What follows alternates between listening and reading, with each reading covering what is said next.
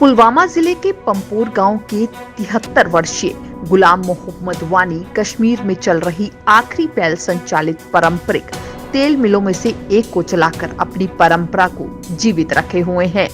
गुलाम मोहम्मद वानी, जो कि नंबल पंपोर के रहने वाले हैं, उन्हें मम वानी के नाम से जाना जाता है। अपने माता पिता और दादा दादी से सीखने के बाद पिछले 6 दशकों से वे इस पेशे से जुड़े हुए हैं। वानी से बात करते हुए उन्होंने बताया कि अगर बात करें तो उनका इसके साथ जो है इस पेशे के साथ सदियों पुराना रिश्ता है और उनके निधन के बाद भी इससे कभी ये खत्म नहीं हो पाएगा, क्योंकि मोहल्ले में कोई या उनके परिवार इसमें कोई दिलचस्पी नहीं रखता है। पिछले 6 दशकों से सुबह जल्दी उठना और मिल के उपकरण लगाना, बैल को लगाना और तेल निकालने के लिए मिल शुरू करना उनकी दिनचर्या का हिस्सा है। उन्होंने कहा कि जब वे 5वीं कक्षा में थे तब उन्होंने सीखना शुरू किया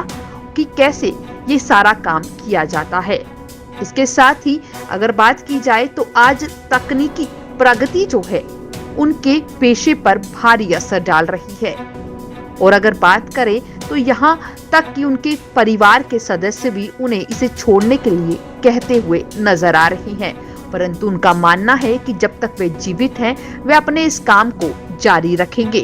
वानी ने कहा कि 100 किलोग्राम सरसों को संसाधित करने में लगभग 3 से 4 दिन लग जाते हैं और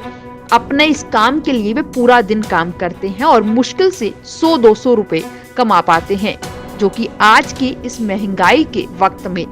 कहीं ना कहीं मुश्किल से इनका गुजारा हो पाता है। साथ ही उन्होंने कहा कि अब वे बूढ़े हो गए हैं और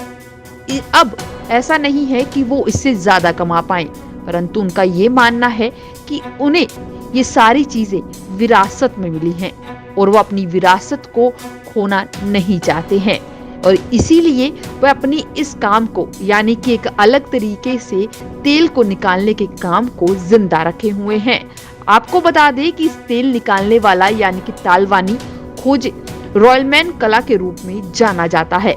और आज अगर बात करें तो ये पारंपरिक तेल मिल कश्मीर में कहीं ना कहीं मर रही है और उसे जीवित रखे हुए हैं वानी। उम्मीद इन्हें अब ये है कि कहीं ना कहीं सरकार या एडमिनिस्ट्रेशन इनकी तरफ एक मदद का हाथ बढ़ाए और इस परंपरा को जीवित रखने में जो इनकी कोशिश है वो उसमें थोड़ा सा योगदान कर पाएं। हम भी यही उम्मीद करते हैं कि इनकी इस कोशिश में जो है जल्द ही इन्हें और मदद के हाथ जरूर मिलेंगे, परंतु साथ ही साथ उम्मीद ये भी करते हैं कि जो नई पीढ़ी के युवा हैं वो भी अपनी संस्कृति से जुड़ने का प्रयास करेंगे। गांधरबल से रईस शाह की रिपोर्ट।